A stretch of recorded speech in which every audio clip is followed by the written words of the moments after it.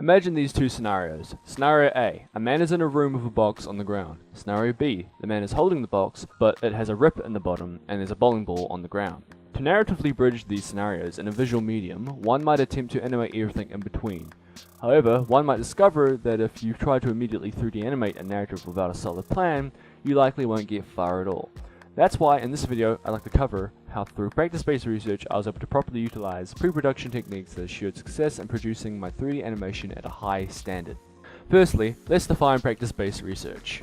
According to Linda Candy, it is an original investigation undertaken in order to gain new knowledge partly by means of practice and the outcomes of that practice. Essentially, I applied a trial and error mentality throughout every possible stage of the project, expanding upon pre-existing ideas, fabricating new ones, and getting feedback from students and tutors, gradually figuring out how to improve the project. The goal was to construct and present an outline narrative through my own interpretation, that being a person picks up a box and something falls out of the bottom of that box. I had an idea what to contribute to the story, so I began writing my treatment. This is where we create the setting, the context of the scene, and the motivation of our character within an understandable narrative. After visualizing my first treatment into a pencil test, I received feedback from my tutor and concluded that the background needed to make it clear that the setting was a warehouse for bowling balls, and that the man was there on the job. A strong, contextual mise-en-scene.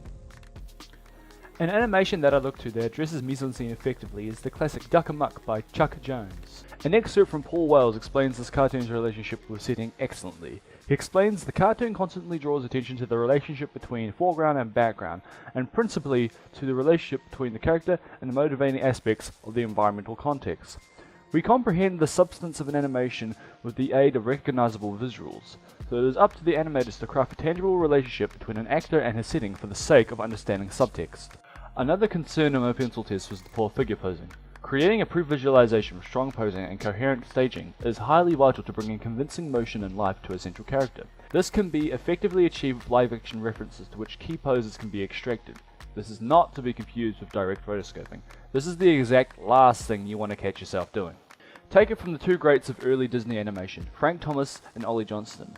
When in the practice of direct rotoscoping, they would say, the results looked very strange. The moves appeared real enough, but the figure lost the illusion of life. It was impossible to become emotionally involved with this eerie, shadowy creature, who was never a real inhabitant of our fantasy world.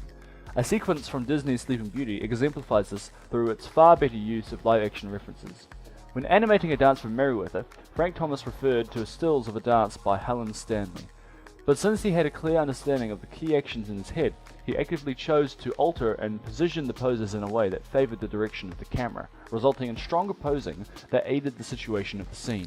After taking these techniques and revising my final story, I went on to create a far more favorable pencil test that had stronger posing and a story-relevant mise-en-scene. With the pencil test alone, the production of my 3D animation already has a very clear direction in narrative content and visual structure. An important philosophy to take away from this video is that refinement knows no end within the medium of 3D animation, and accepting this allows a creator to flourish within imperfection with the comfort of only ever improving.